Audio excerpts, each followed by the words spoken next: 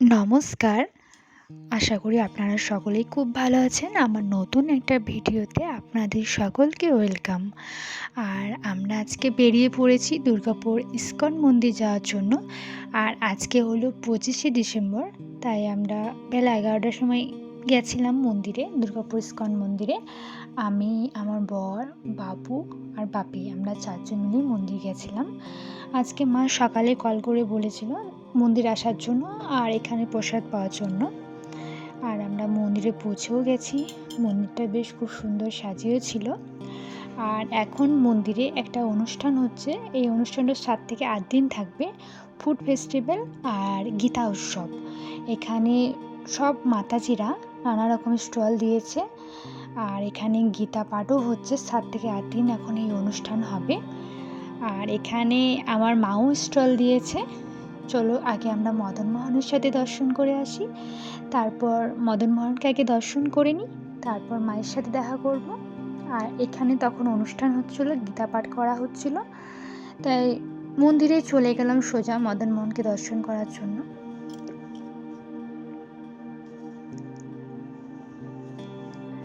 আজকে মদন মোহনকে কিন্তু খুব সুন্দর লাগছিল। যেহেতু আমি একটু দূরে ছিলাম তাই খুব একটা ভালো ভিডিও করা হয়নি, আবছা লাগছে, কিন্তু এমনি যখন আমি দেখছিলাম তখন কিন্তু খুব ভালো লাগছিল।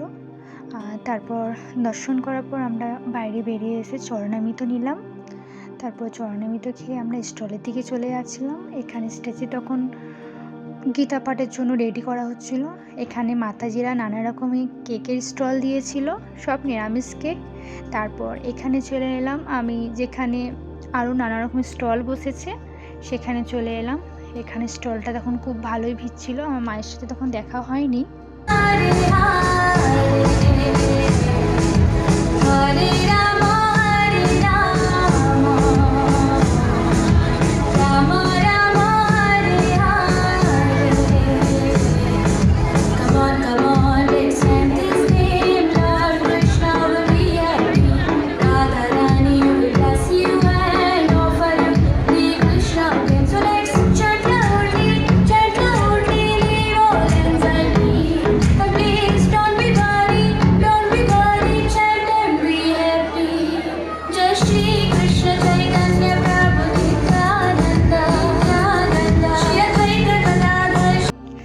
তারপর আমরা ওইখানে একটু প্রোগ্রাম দেখে চলে এলাম প্রভুর কাছে টোকেন নেওয়ার জন্য।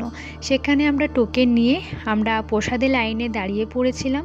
তারপর আমরা ভেতরে গেলাম, সেখানে ভেতরে আমরা প্লেটও নিলাম। আর আজকের প্রসাদে ছিল পকোড়া, ফ্রায়েড রাইস আর আলুর দম, পায়েস, পনির আর গোলাপ জামুন। তারপর আমি, বাবু আর আমার বর আমরা খাবার খেয়ে নিলাম। তারপর গেলাম মায়ের স্টলে। মায়ের স্টলে একটু গুছিয়ে দিয়েছিলাম, মাকে একটু হেল্প করছিলাম।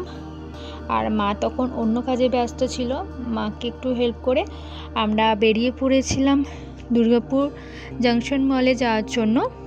আর রাস্তায় এটা হলো আমাদের দুর্গাপুর ওমেন্স কলেজ। আমি এই কলেজেই পড়াশুনো করেছিলাম, তাই একটু ভিডিও করে নিলাম। তারপর যাচ্ছিলাম মলে ওখানে ঘুরতে। আর বাবু বাইকে যেতে যেতেই ঘুমিয়ে পড়েছিল। আর যেহেতু সন্ধেও হয়ে যাবে তাই আমরা সেখানে গিয়ে একটু ঘুরে চলে এসেছিলাম, খুব একটা টাইম লাগাইনি।